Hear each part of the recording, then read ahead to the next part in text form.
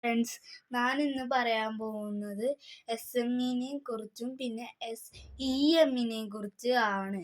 ഈ SME എന്ന് വെച്ചാൽ ഇതാണ് സണ്ണ്, ഇതാണ് മൂണ്, ഇതാണ് എർത്ത്. ഇതിനാണ് SEM എന്നറിയുന്നത്. ഇനി SME എന്ന് പറയുന്നത് ഇതാണ് സണ്ണ്, ഇതാണ് മൂണ്, ഇതാണ് മൂണ്, ഇതാണ് എർത്ത്. കേട്ടോ? അപ്പോൾ കറക്റ്റ് അല്ലേ? അപ്പോൾ ഈ സണ്ണിന് ഇല്ലേ, ഈ എസ്സിനെയാണ് പറയുന്നത്. എസ് ഇവിടെ വെക്കും. പിന്നെ ഈ മൂന്ന് ഇവിടെ വെക്കണമെങ്കിൽ മൂണിൻ്റെ ഇവിടെ വെക്കും. പിന്നെ ഈ എർത്തല്ലേ ഇവിടെ വെക്കണം. അപ്പോൾ എർത്തിൻ്റെ ഇവിടെ വെക്കും. അങ്ങനെയാണ് SME കിട്ടും. പിന്നെ സണ്ണിൻ്റെ എസ് ഇവിടെ വെക്കും. പിന്നെ ഇവിടെ എർത്താണെങ്കിൽ ഇതിൻ്റെ ഇവിടെ വെക്കും. പിന്നെ ഇവിടെയാണ് മൂണെങ്കിൽ ഇവിടെ എടുത്ത് വെക്കും. അപ്പോഴാണ് SEM കിട്ടുന്നത്. അപ്പോൾ ഈ സണ്ണ് ഇവിടെയാണ്. സണ്ണിനെ ഭൂമി ചുറ്റും ഒരു വട്ടം.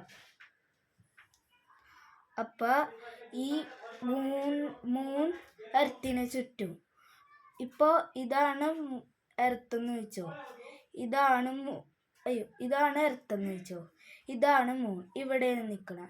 ഇവിടെ നിന്ന് ഇങ്ങനെ കറങ്ങി ഇവിടെ എത്തുമ്പോൾ ഒരു മാസം അല്ല 30 ദിവസം അല്ലെങ്കിൽ 29 ദിവസം അല്ലെങ്കിൽ 28 ദിവസം ആവും. അപ്പോൾ ഈ SEM എന്ന് വെച്ചാൽ ഇവിടെ സണ്ണ്, ഇവിടെ എർത്ത്, ഇവിടെ മൂണ്. അതെന്ന് വെച്ചാൽ ഈ എർത്ത് ഇവിടെ ആണെങ്കിൽ മൂണ് ഇവിടെ ആണെങ്കിൽ പറയുന്നതാണ് വെളുത്ത വാവ്. ഈ എർത്ത് ഇവിടെ ആണെങ്കിൽ മൂണ് ഇവിടെ ആണെങ്കിൽ അല്ല, ഈ മൂണ് ഇവിടെയാണ്, എർത്ത് ഇവിടെയാണ്, അപ്പം പറയുന്നതാണ് കറുത്ത വാവ്. ഈ എർത്ത് ഇവിടെയാണ്, മൂണ് ഇവിടെയാണ്, അപ്പം പറയുന്നതാണ് വെളുത്ത വാവ്. എന്ന് വെച്ചാൽ ഈ സണ്ണ് ഇവിടെ ഇരിക്കും, അതിനുശേഷം ഭൂമി ഇവിടെ ഇരിക്കും. ഇവിടെ അപ്പം ഡേ ആയിരിക്കും, ഇവിടെ നൈറ്റ്. അപ്പം ഈ സൂര്യൻ്റെ ഈ ലൈറ്റല്ലേ ഇവിടെ അടിക്കണം, ബാക്കിയുള്ള ലൈറ്റ് ഇതിലടിക്കും. അങ്ങനെ ഇതിൽ കൂടി ഇവിടെ പ്രകാശിക്കും. അപ്പോഴാണ് പറയുന്നത്, അയ്യോ ഇവിടെ അടിക്കൂല കേട്ടാ, ഇവിടെ അടിക്കും മൂണില്. അപ്പം ഇത് നേരെ ഭൂമിയിൽ ഇവിടെ അടിക്കും. അപ്പോഴാണ് ഫുൾ മൂൺ ഡേ.